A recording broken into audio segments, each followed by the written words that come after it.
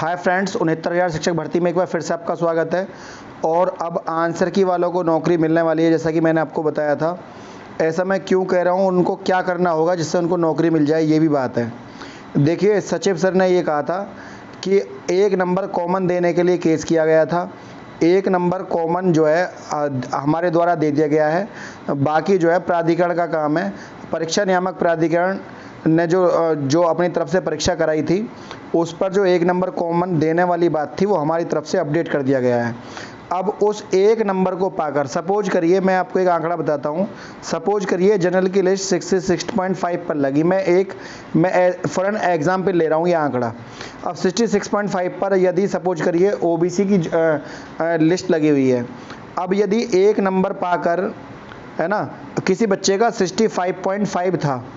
अब यदि 1 number common मिलने के बाद उस बच्चे का नंबर इस आंकड़े को छू लेता है, क्योंकि 65.5 में 1 नंबर जोड़ेंगे तो 66.5 हो जाएगा।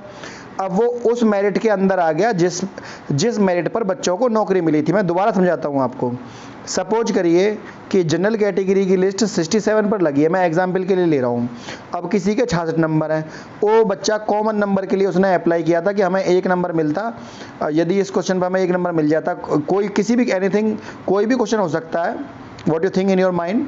लेकिन अब इस 1 नंबर को मिलने से बच्चा क्या करेगा, वो उस 67 वाली मेरिट को छू लेगा जहाँ पर मेरिट लगी थी। अब सचिव सर का ये कहना है कि हमारी तरफ से केवल नंबर के लिए पिटीशन डाली गई थी और हमने नंबर देकर अपना काम कर दिया है। अब बाकी जो काम है वो बोर्ड का है, जिसने इस लिस्ट को तैयार किया है। तो अब यहाँ पर बात आती है कि वो अभ्यर्थी जो 1 नंबर के लिए लड़ रहे थे बहुत दिनों से, 1 नंबर मिलने के बाद अपनी मेरिट को कितनी जल्दी तैयार कराते हैं।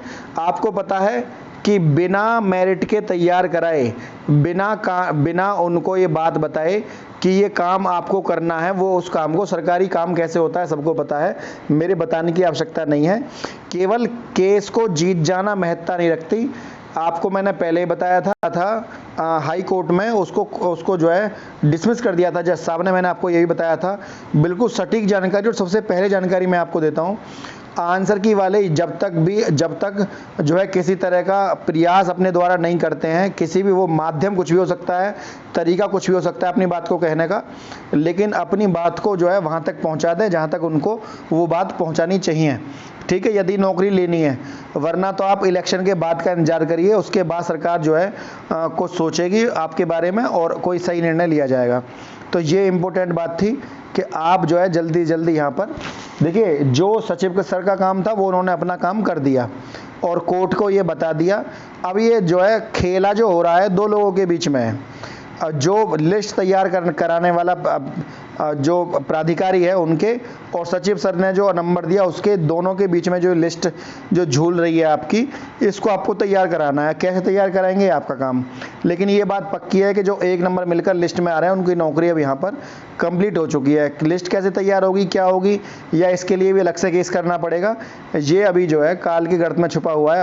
अभी इस बारे में कुछ नहीं कह सकते। ठीक है, लेकिन नौकरी अगर उन्हें लेनी है तो पक्का हो जाएगा यहाँ से। फ्रेंड, यदि वीडियो आपको अच्छी लगी तो वीडियो को लाइक, शेयर और चैनल को सब्सक्राइब करना ना भूलें। आज के लिए इतना ही। जय हिंद, जय भारत।